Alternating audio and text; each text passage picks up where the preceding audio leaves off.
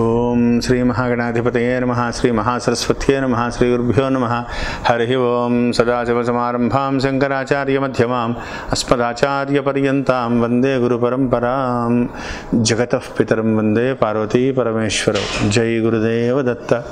పరమేశ్వర స్వరూపమైనటువంటి సృష్టికి నమస్కారాలు చేస్తూ అక్టోబర్ 1వ తారీఖు నుండి నవంబర్ 1వ తారీఖు వరకు గల కుంభరాశి వారికి అక్టోబర్ నెల మాస ఫలితాలు కుంభరాశి వారికి ఏ విధంగా ఉంటాయి మీకు నేను తెలియజేస్తాను. కుంభరాశిలో ధనిష్ఠా నక్షత్రంలో ఉన్నటువంటి 3-4 పాదములు, శతభిష నక్షత్రంలో ఉన్నటువంటి 1, 2, 3, 4 పాదములు, పూర్వభాద్రలో ఉన్నటువంటి 1, 2, 3 పాదములు కలిపి కుంభరాశి అవుతుంది. కుంభరాశి వారికి ఒక రకంగా శుభాశుభ మిశ్రమంగా ఉంది అని చెప్పాలి. ఎందువలనంటే అక్టోబరు 17వ తారీఖు వరకు అష్టమ స్థానంలో సంచరిస్తున్నటువంటి రవి యొక్క ప్రభావం కొంత సామాన్యంగా ఉంటుంది. అయితే గురుని యొక్క ధనాధిపతి లాభాధిపతి అయినటువంటి గురుడు మాత్రం మిమ్మల్ని సంపూర్ణంగా మీకు వక్రగతి పూర్తి అయ్యి సంపూర్ణమైనటువంటి యోగాన్ని ఇస్తున్నారని చెప్పడంలో ఏమాత్రం సందేహం లేదు. గురుని యొక్క యోగం మీకు చాలా బాగుంది. కేతువు కూడా రాజ్యస్థానంలో కేతువు కూడా యోగదాయకంగానే ఉన్నారు. అయితే ఈ నెలలో వీరు ప్రధానంగా జాగ్రత్తగా ఉండవలసినటువంటి ముఖ్యమైనటువంటి గ్రహాలు రాహువు వక్రగతిలో అక్టోబర్ 4వ తారీఖు నుండి 2వ స్థానంలోకి సంచరించబోయేటువంటి కుజుడు, అష్టమంలో ఉన్నటువంటి రవి, ఈ యొక్క 3 గ్రహాలు మీకు కొంత వ్యతిరేకంగా ఉన్నాయి. అయితే సాధారణంగా గురుని యొక్క ఇవన్నీ ఎలా ఉన్నప్పటికీ కూడా గురుని యొక్క స్థితి యోగవంతమైనటువంటి మూర్తిమంతముగా యోగవంతమైనటువంటి స్థితిలో ఉండడం వల్ల, అంటే వడ్డించేవాడు మనవాడైతే బంతిలో చివరిన కూర్చున్నా పర్వాలేదనేటువంటి సామెత ప్రకారంగా జాగ్రత్తలు తీసుకుంటే సమస్యలను పరిష్కరించగలుగుతారు. అయితే వాక్స్థానమందు ఉన్నటువంటి కేతువు వాక్కును అదుపులో ఉంచుకోపోయినా, అంటే వాక్స్థానము శిరోస్థానము ఇవన్నీ కూడా బుర్రని అనవసరమైనటువంటి ఆలోచనలోకి వెళ్ళినా మీకు అదుపు తప్పి మీరు చేయవలసినటువంటి పనులు ఏవి కూడా సక్రమంగా నిర్వర్తించలేరు. కాబట్టి అనవసరమైనటువంటి వ్యర్థ ఆలోచనలు మీరు పెట్టుకోకండి. వాక్స్థానము, ద్వితీయ స్థానము, శిరోస్థానం ఇవన్నీ కూడా ధనస్థానము. కాబట్టి ఎంత జాగ్రత్తగా మీరు ఉండగలిగితే అంత మంచిది. అనవసరమైనటువంటి వ్యయ ప్రయాసాలకు లోనవద్దు. లాభగురుడు మీకు యోగించేటువంటి స్థితిలో ఆయన ఉన్నారు. కాబట్టి కృష్ణో నాస్తి దుర్భిక్షం అనే విధంగా మీ కష్టాన్ని మీరు పడండి, మీ వ్యక్తిగతంగా మీరు చేసుకోండి. అంతే తప్ప అనవసరమైనటువంటి వ్యవహారాలలో, అంటే వాక్కు ఎవరికైనా మంచి చెప్పినా లేదా నేను ఇలా మంచి పని చేద్దాం అనుకుంటున్నానని ఎదుటి వ్యక్తులకి మీరు మీ మనసులో భావనని మీరు సంతోషంగా వ్యక్తపరిచినా వాళ్ళ యొక్క దృష్టి శిరోస్థానం మీద, వాళ్ళ యొక్క దృష్టి మీ మీద వ్యతిరేకంగా పడడం వల్ల మీకు వచ్చేటువంటి మంచి పరిణామాలు కూడా వక్రగతిలో పడవచ్చు. కాబట్టి వాటిని జయించాలి అంటే ప్రతినిత్యము కూడా ఆదిత్య హృదయం పారాయణ చేసుకోండి. ప్రధానంగా ఈ నెలలో మీకు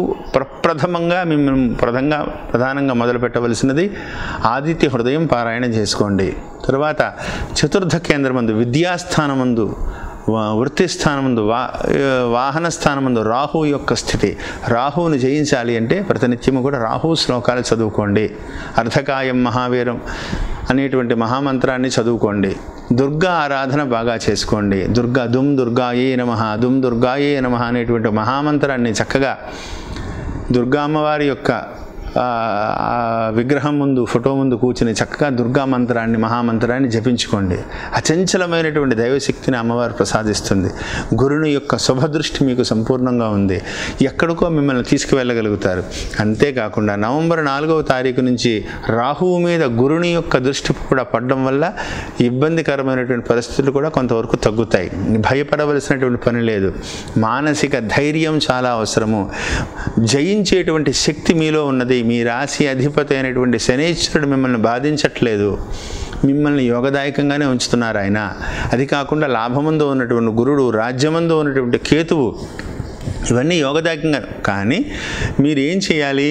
దైవానుగ్రహాన్ని, మీ యొక్క కష్టానికి దైవానుగ్రహాన్ని తోడు పెట్టుకుంటూ జాగ్రత్తగా సంయమనంతో అనవసరమైనటువంటి విధి విధానాలను మీరు లేనిపోయినటువంటి ఓవర్ ఎక్స్పెక్టేషన్స్ని లేదా ఓవర్గా మీరు నాకెందుకే ఇలా జరుగుతోంది నేను అనేటువంటి డిస్పాయింట్ అవ్వకుండా దైవాన్ని మీరు నేను చెప్పినటువంటి పరిహారాలు నేను చెప్పినటువన్నీ కూడా చదువుకుంటూ మీరు ముందు చూపుతో ముందుకు కనుక మీరు వెళ్ళగలిగితే మీకు ఖచ్చితంగా మీరు విజయాన్ని సాధిస్తారు.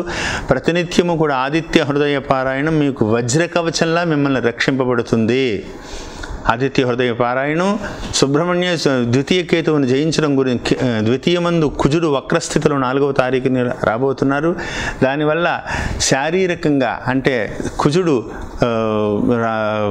ఉన్నటువంటి స్థితిని బట్టి 4వ స్థానంలో ఉన్నటువంటి రాహు యొక్క స్థితిని బట్టి కూడా స్కిన్ రిలేటెడ్గా సమస్యలు అంటే ఏదైనా అనవసరమైనటువంటి రాహు యొక్క స్థితి వల్లే దురదలు రావడం లేకపోతే కేతువు యొక్క రాహుకేతువుల యొక్క పరిస్థితులు వ్యతిరేకంగా ఉన్నప్పుడే రక్తంలో మార్పులు జరగడం శారీరకంగా దురదలు మంటలు బొబ్బర్లు దద్దుర్లు ఇటువంటివన్నీ కూడా పొంగు ఇటువంటివన్నీ వచ్చేటువంటి ఇలాంటి సమయాల్లోనే వస్తాయి. కాబట్టి వీటిని జయించాలి అంటే రాహు స్థితిని వేడుకోవాలి. ఆయన వేడుకోవాలంటే దుర్గా ఆ జగజ్జనని అమ్మవారిని అందులో ఇప్పుడు వచ్చేటువంటిది అంతా కూడా ఆశ్వీజ మాసము ఆ దేవికి సంబంధమైనటువంటి సమయం కాబట్టి ఇవన్నీ చదువుకుని నిత్యం కూడా మీరు అమ్మవారి యొక్క సేవకి మీరు పాల్గొనడం వల్ల అచంచలమైనటువంటి దైవభక్తి దైవశక్తి మీకు కలిగి సమస్యలన్నీ కూడా మీరు పరిష్కరించుకోగలుగుతారు.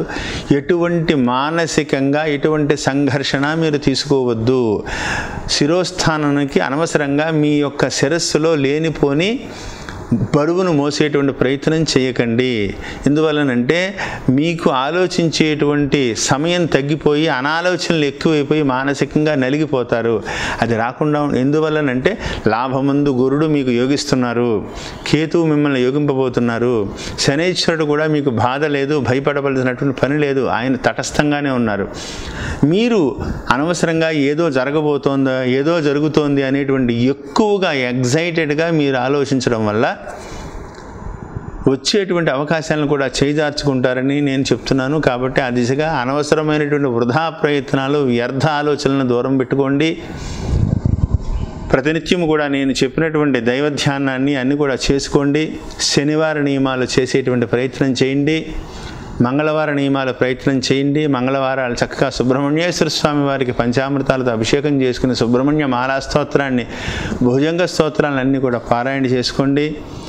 సర్వత్ర దిగ్విజయంగా మీరు గడపగలుగుతారు. రాబోయేటువంటి రోజుల్లో అచంచలమైనటువంటి యోగాలన్నీ కూడా కనబడుతున్నాయి. ఒక్కసారి ఏలినాటి శని ప్రారంభ దశలో ఉన్నారు కాబట్టి ఒక్కసారి వ్యక్తిగత జాతక పరిశీలన ఒకసారి చేయించుకోండి.